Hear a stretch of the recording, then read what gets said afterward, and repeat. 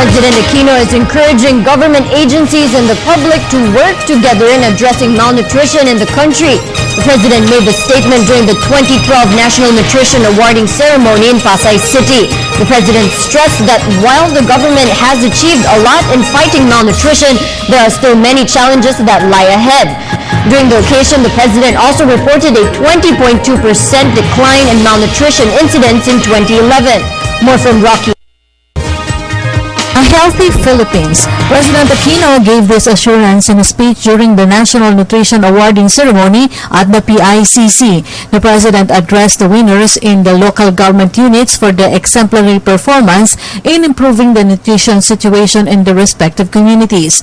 During the occasion, the President reiterated that the government has concrete programs to end malnutrition in the country. This includes adequate supply of food for every Filipino table.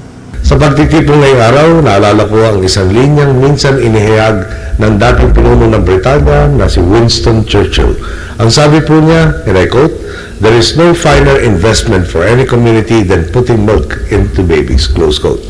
Sangayon po ako sa kaisipang ito, ang pamumuhunan sa kalusugan ng kabataan ay pamumuhunan sa mas magandang bukas para sa bayan. Dahil sa masiglang katawan, hindi ka lamang nakakaiwas sa mga sakit at karamdaman. Lumalawak din ang iyong kapasidad na matuto, mapagyaman ang sariling kakayanan, at makaambag sa pagpapaunlad ng The President presented the country's compliance to attain the United Nations Millennium Development Goal target to end malnutrition by 2015. He said malnutrition has gone down to 20.2% last year. Mula nang tayo po ay manukulan, isa na sa mga isinusulong nating agenda ay ang pagtuon sa kapakanan at kalusugan ni Juan de la Cruz.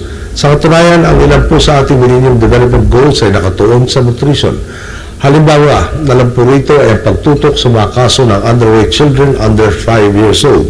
Ayon po sa updating of the nutritional status of Filipinos ng Food and Nutrition Research Institute, mula sa 26.5% na kabataang kulang sa timbang noong 1992, napababa na ito sa 20.2% nitong 2011.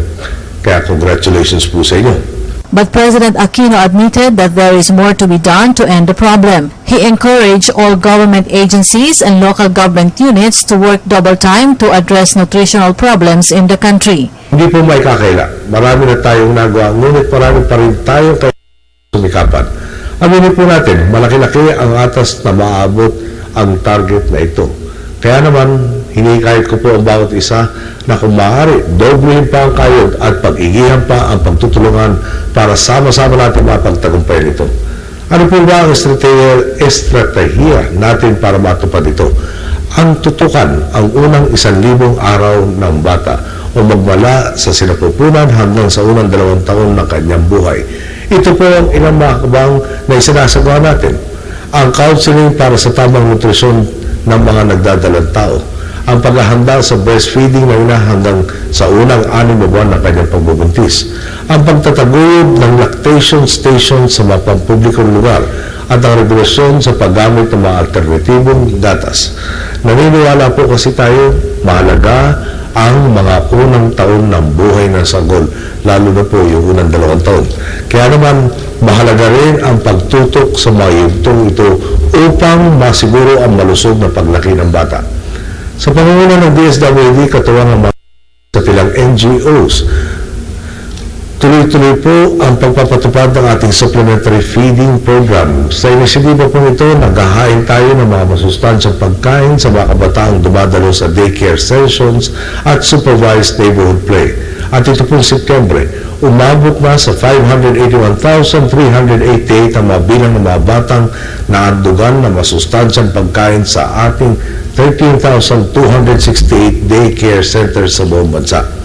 Aside from addressing malnutrition, the government will also strengthen the conditional cash transfer program. The President said hunger continues to be a serious concern for the government. But the President said his administration is determined to deliver quality services to the poor through good governance. For the People's Television, Rocky Ignacio.